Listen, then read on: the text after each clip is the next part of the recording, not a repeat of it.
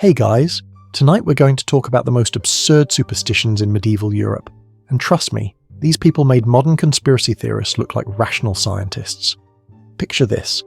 You're living in an era where people genuinely believed that looking at a menstruating woman could turn wine sour, that carrying a dead man's hand would make you invisible, and that the best way to cure a headache was to tie a rope around your head that had previously been used to hang a criminal. These weren't fringe beliefs held by a few village weirdos.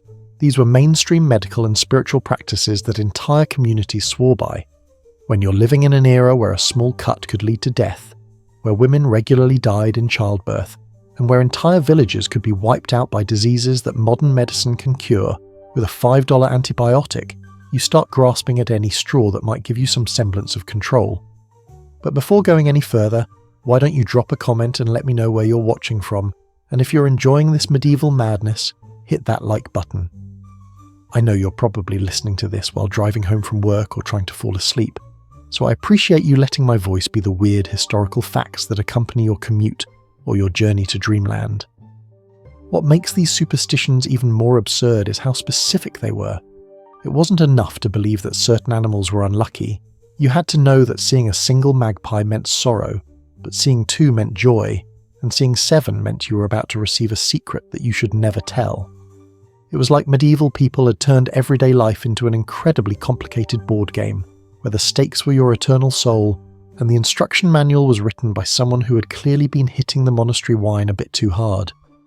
Let's start with what medieval people believed about the human body, because honestly, their understanding of anatomy made about as much sense as trying to fix a computer by throwing holy water at it and hoping for the best. Medieval Europeans were absolutely obsessed with bodily fluids, but not in the way you might think. They believed in something called the 4 humours, which were basically the medieval equivalent of personality types, except instead of being a type A person, you were excessively phlegmatic with a tendency toward melancholic bile imbalance.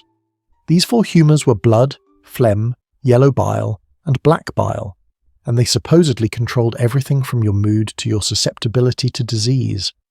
Now, you might think this sounds somewhat scientific, like an early attempt at understanding biochemistry. But then you learn that medieval doctors believed you could diagnose someone's humour imbalance by examining their urine's colour, smell, taste, and yes, I said taste. Medieval physicians would literally sip their patients' pee like they were wine sommeliers at a very, very specialised tasting event. Imagine explaining that career choice at a dinner party. But the real absurdity came with the treatments. If you had too much blood, they'd bleed you with leeches or by cutting you open, because apparently the medieval medical motto was, when in doubt, drain it out. If you had too much phlegm, they'd make you vomit until you looked like you'd been turned inside out by a medieval washing machine. The logic was flawless. Feeling sick? Let's make you feel worse until you're either cured or dead. Problem solved either way. Women's bodies were considered especially mysterious and dangerous. Medieval people believed that menstruating women could spoil meat just by looking at it, turn wine into vinegar with their gaze, and make crops fail if they walked through a field. Basically, they thought women had monthly superpowers, except instead of fighting crime, they were accidentally ruining dinner parties and destroying agriculture with their eyes. The superstitions around pregnancy were even more ridiculous. Pregnant women were told not to look at ugly people or animals, because their babies would be born resembling whatever they saw. So pregnant medieval women basically had to walk around with their eyes closed or risk giving birth to children who looked like the village goat. They also believed that if a pregnant woman craved something and didn't get it, her baby would be born with a birthmark shaped like that object. Medieval pregnancy was like playing the world's most stressful game of don't think about elephants. Medieval people also had some truly bizarre beliefs about conception. They thought that if you wanted to have a boy, you should conceive while facing east, eat hot, dry foods, and make sure the man climaxed first. For a girl, you should face west, eat cold, moist foods, and let the woman finish first. It was like they turned reproduction into a complicated recipe, where the main ingredients were cardinal directions and orgasm timing. But perhaps the most absurd body-related superstition was the belief in maternal impression. This was the idea that whatever a pregnant woman experienced emotionally or physically would be literally imprinted on her unborn child. So if a pregnant woman was frightened by a dog, her baby might be born with a dog-shaped birthmark. If she was startled by thunder, the baby might be born deaf. Medieval pregnancy was basically 9 months of trying not to be surprised, scared, or emotionally affected by anything, which sounds like the most stressful meditation retreat in human history. If you thought medieval people were weird about human bodies, wait until you hear what they believed about animals. Medieval Europeans had turned the entire animal kingdom into a complex messaging system from God, except the messages were usually terrible news delivered by creatures that probably just wanted to find some food and avoid getting eaten. Take cats, for example. Black cats weren't just unlucky, they were basically considered furry little demons in disguise. Medieval people believed that black cats were witches in animal form, that they could steal your breath while you slept, and that they were in constant communication with Satan about your personal business. Meanwhile, the cats were probably just thinking about napping in a sunny spot and maybe catching a mouse if they felt like it. But cats had nothing on ravens and crows, which medieval people treated like feathered harbingers of doom with advanced degrees in prophecy. A single crow meant death was coming, 2 crows meant good luck was on its way, 3 crows meant a wedding, and 4 crows meant you should probably just stay in bed because the universe was clearly having a busy day. Medieval people basically turned bird-watching into an anxiety disorder. The superstitions around farm animals were equally ridiculous. If your cow gave birth to a 2-headed calf, it meant war was coming. If your chickens laid eggs with double yolks, it meant twins were coming to the village. If your pig refused to eat, it meant the devil was nearby. Medieval farmers basically had to become amateur fortune tellers just to manage their livestock, interpreting every animal behaviour like they were reading tea leaves made of fur and feathers. But the absolute peak of a medieval animal absurdity was their belief in creatures that didn't even exist. They were absolutely convinced that unicorns were real, and not just real, but that unicorn horns could cure any poison. Medieval nobles would pay enormous sums for what they believed were unicorn horns, which were usually just narwhal tusks sold by merchants who had figured out the most profitable lie in European history. They also believed in something called a barnacle goose, which they thought was a bird that grew from barnacles on driftwood. This wasn't just a cute folk tale, this was considered scientific fact. Medieval scholars wrote serious treatises about barnacle geese, complete with detailed explanations of how shellfish transformed into waterfowl. It was like medieval marine biology had been written by someone who had never seen the ocean but had heard some really creative descriptions from a sailor who might have been hallucinating. Medieval people were also convinced that certain animals could predict the weather with supernatural accuracy. They believed that if cows lay down, rain was coming. If cats washed behind their ears, a storm was approaching. If spiders were more active than usual, fair weather was ahead. Basically, they had turned every farm into a meteorological station, staffed entirely by animals who were probably just doing normal animal things without any cosmic weather knowledge whatsoever. But perhaps the strangest animal superstition was the belief that animals could serve as witnesses in legal proceedings. Medieval courts would sometimes bring farm animals to testify in cases involving their owners, believing that the animal's behaviour could reveal the truth about human crimes. Imagine being on trial for theft and having your defence strategy depend on whether your pig seemed nervous or your goat maintained good eye contact with the judge. The medieval relationship with nature was basically like living in a world where every living thing was constantly trying to send you text messages, except the messages were all in a language you didn't really understand, and the consequences of misinterpreting them could range from mild embarrassment to eternal damnation. Now let's talk about how medieval people dealt with death and the supernatural, because they had basically turned the afterlife into the world's most terrifying customer service department, where the wait times were eternal and the representatives were all demons with attitude problems.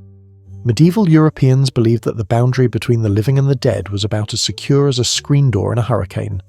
Dead people were constantly popping back into the world of the living to complain about unfinished business, seek revenge, or just generally make everyone's life miserable. It was like medieval ghosts had no concept of moving on and letting go. They were basically the ultimate helicopter parents of the supernatural world. The superstitions around preventing unwanted visits from the dead were absolutely bizarre. People would bury their loved ones with coins on their eyes, not just to pay the ferryman to cross the River Styx, but because they believed that without proper payment, the dead would come back looking for loose change like the world's most persistent panhandlers. They'd also sometimes bury people face down, because they thought confused dead people would dig in the wrong direction and end up in China instead of bothering the living. But the real absurdity came with their beliefs about vampires and revenants. Medieval people were absolutely convinced that certain dead people would come back to life and start drinking blood or eating flesh. Their solution? They'd dig up suspected vampires and drive stakes through their hearts, cut off their heads, or stuff their mouths with garlic and stones. Basically, medieval vampire hunting was like a really violent cooking show where the main ingredient was paranoia, and the recipe always ended with desecrating corpses. The church tried to provide some structure to all this supernatural chaos, but honestly, medieval Christianity was like regular Christianity that had been filtered through a horror movie and a fever dream. People believed that demons were constantly trying to trick them into sinning through elaborate schemes that would make modern scam artists look like amateurs. For example, they believed that demons would disguise themselves as beautiful women to seduce holy men, appear as friends or family members to lead people astray, or even possess animals to spy on human activities. Medieval people basically lived in a world where everyone and everything might secretly be a demon in disguise, which must have made small talk incredibly awkward. They also had incredibly specific beliefs about how to protect themselves from demonic influence. Holy water wasn't just for baptisms, it was like medieval bug spray for evil spirits. People would sprinkle it on their food, their beds, their animals, and basically anything they didn't want demons to mess with. Medieval households probably went through holy water, like modern families go through hand sanitizer during flu season. The superstitions around witchcraft were equally ridiculous and tragically dangerous. Medieval people believed that witches could fly through the air on broomsticks, turn into animals at will, and cause impotence in men just by looking at them funny. They thought witches held secret meetings where they would kiss the devil's buttocks, eat babies, and plan ways to ruin crops and livestock. But here's the thing that really shows how absurd these beliefs were. They thought you could identify a witch by throwing her in water. If she floated, she was a witch and would be executed. If she sank and drowned, she was innocent, but also dead, so congratulations on your posthumous exoneration. It was like medieval justice had been designed by someone who really didn't understand how water or logic worked. Medieval people also believed in something called the Wild Hunt, which was supposedly a ghostly procession of dead hunters, led by various supernatural figures who would ride through the sky during winter storms. If you saw the Wild Hunt, you were either going to die soon or be swept up and forced to join their eternal hunting party. Basically, medieval people had turned bad weather into a supernatural Uber that you really didn't want to catch a ride with. So how did medieval people actually live when everything around them was supposedly loaded with supernatural meaning? Imagine trying to get through your morning routine when your mug might be cursed, your toothbrush possessed, and the weather forecast came from farm animals with zero meteorological skills. Superstitions covered everything. Cutting your nails on Friday meant bad luck. Spill salt? Toss it over your left shoulder to blind the devil lurking there. Walk under a ladder? 7 years misfortune, though that one was probably just common sense. Food was especially cursed. Beans supposedly caused nightmares because they were food of the dead. Fish and dairy together meant leprosy. Too many eggs? They'd make you stupid. Breakfast in medieval times was less continental buffet and more mental health hazard. Household chores were also suspect. Sweep dust out after sunset and you might sweep away good fortune. Bring hawthorn flowers inside and someone would die. Put new shoes on a table? Death in the family, or at least an angry medieval mom protecting her furniture. Work and money came with rules too. Start a new job on a Monday and you'd fail.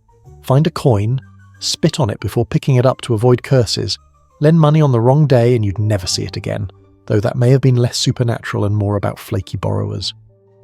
Weather superstitions were the most dramatic. Ringing church bells during storms was meant to scare off demons. Floods? Throw in blessed objects. Eclipses? Perform rituals to stop a giant dragon from eating the sun. In short, medieval life was a non-stop mix of magic and paranoia. Ordinary chores felt like quests in a video game where cheat codes were written in gibberish, and using them wrong could get you deleted. The result was a world that was both enchanting and terrifying. A walk in the woods might mean fairies, demons, witches, or just wolves, which was the more likely but less exciting option. So the next time modern life feels dull, remember, medieval people lived in constant fear that breakfast could curse their soul, their cat was a demon, and the weather was run by angry spirits. Compared to that, forgetting to charge your phone doesn't seem so bad. And with that, I'll leave you to ponder whether we've truly grown wiser, or just better at disguising our superstitions as science?